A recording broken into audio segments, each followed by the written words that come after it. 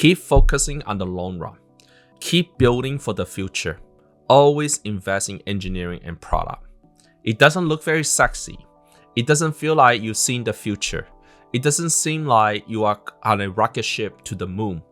But over the long run, you're gonna be amazing. And people just don't appreciate the exponential growth that is getting better and better, your base getting better and better. Welcome back to this channel.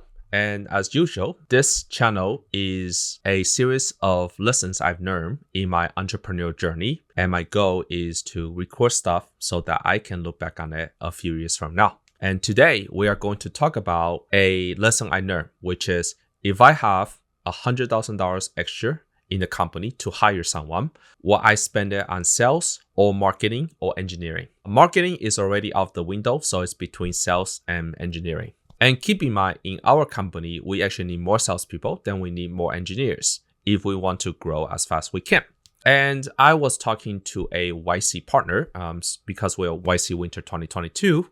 And I explained that we are cash flow profitable, which is awesome. And he told me that there are no better feelings than this, except for maybe you have achieved escape velocity, which is customer demand keeps coming in and you couldn't keep up. But other than that, that's like the best feeling you can have, which I agree.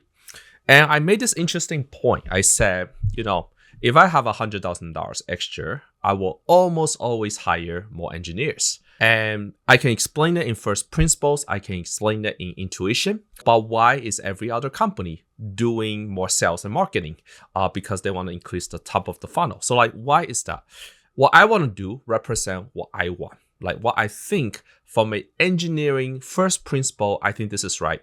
And which is product-led, engineering-led, And what the startup culture or startup books always teach you is do sales first, let sales lead you, get the demand, get the customers, because without it, you don't even have revenue. And so what conditions must be true for me to tilt one or the other? I do believe that, there are two parts to it. One is, why do I think engineering is always better in the long run?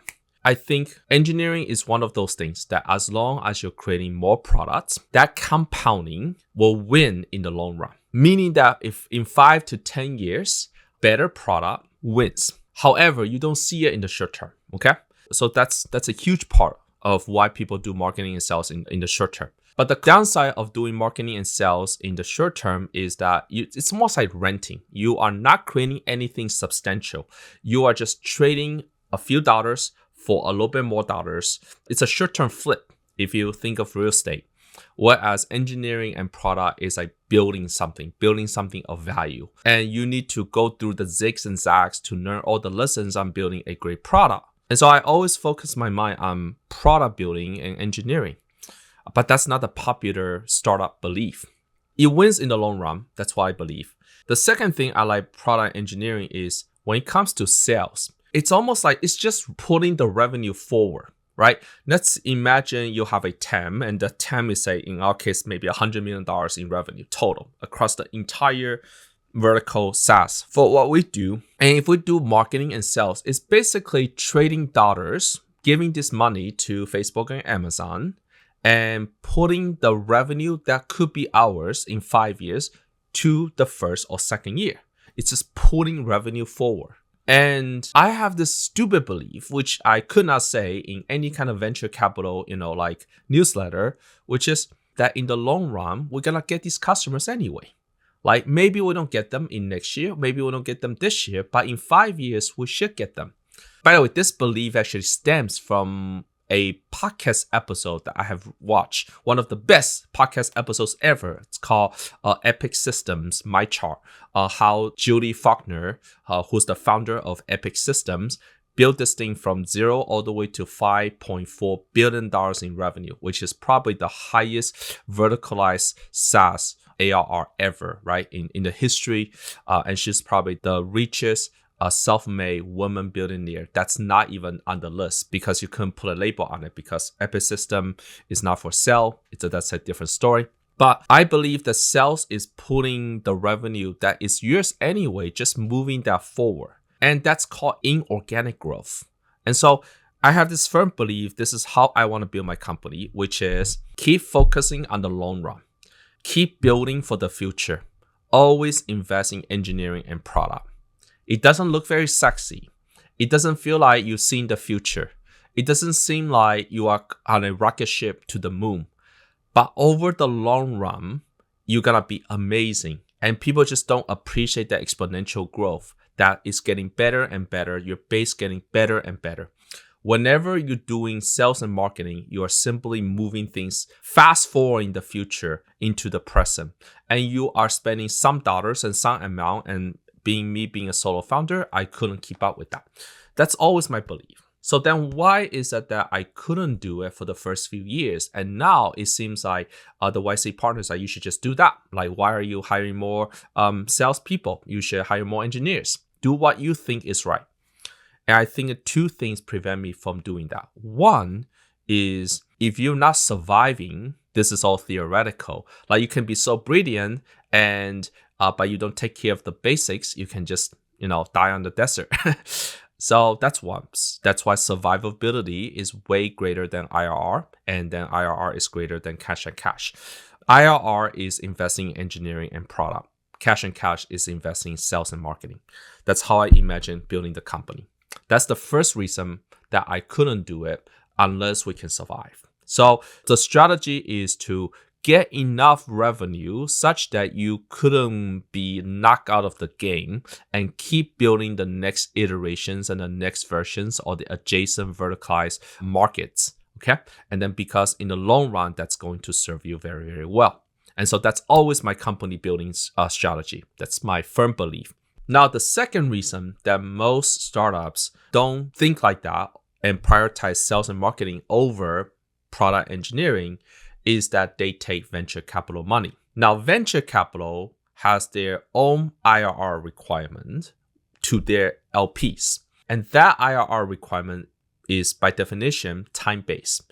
So the VCs expect you to become a decacorn or a unicorn in 7 to 10 years. And that puts a time pressure on how fast you grow. In order to grow that fast, which is unnatural growth, you have to put the revenue forward. By taking that money, which is called the capital structure, they have no choice but to succumb to this VC treadmill because of their capital structure. So two things have to be correct. One is that you have to be able to survive in order to build a very integrated system and to last long enough to see the exponential out of the world benefits of that compounding by building an amazing product. And that is a very, very long game. And the second reason is most venture companies take VC money, and as a result, they have no choice but to grow fast, which means they have to do sales and marketing. Technically, the third reason is this kind of founder mindset, which is for most people, they want to exit anyway for the next 7 to 10 years. Whereas if you change your mindset to say, I want to grow the company for 10, 20 years or 30 years, and your horizon is 30 years compared to someone that's 10 years, then all of a sudden you are building in a different way. And my mindset is I want to build it for the next 20, 30 years. So I'm totally okay with that. So time also becomes an arbitrage. Whereas if people want to go that fast, sure, go for it. But I'm going to go a little bit slower and I can work twice as many years because there are not that many opportunities in my life that I can earn as much, have as much fun, and have as much impact, or that I doing something what I truly like. I have always believed that we never took venture money, so that's good. So that we satisfy the second condition. I always want to run this company for a long time, so I satisfied the third condition. The condition that just became true was the first condition, which is for the first time we are cash flow profitable. And now, as soon as that is true, I'm like, I'm gonna do it the my way, as opposed to do it let's do sales and marketing way. And that's have always been what I wanted to do. I just couldn't do it because I need to take care of the basics. All of this is to say I'm super happy that we are where we are, and it's time to really focus on the future, given where we are. So for the folks that are listening, It depends on what companies you want to run. It depends on if you're running a verticalized software SaaS or a marketplace and so on. But if you're running a B2B verticalized software as a service, I will argue that your first job is to get to cash flow neutrality. Then you can raise a little bit more money if you want to. And if you also satisfy the condition that you want to run this company for a long time, then that is a very, very valid strategy. I think that's what I learned, which is I wanted to distill down what made me think what I think and why fundamentally that my strategy is a great strategy, except people wouldn't know about it, and why people don't do it, and why people wouldn't recognize its benefits until maybe it's too late, or maybe they don't want to put in the next 20 years working on something. So it requires a very singular mind person. It's a very peculiar mindset. And I can see why people don't want to do it, because they don't want to spend 20 years. They want to do something different. And it feels good to raise a ton of money and, to tell the world that you're doing well. So that's what I learned this week. Thanks for listening and have a nice day. Bye-bye.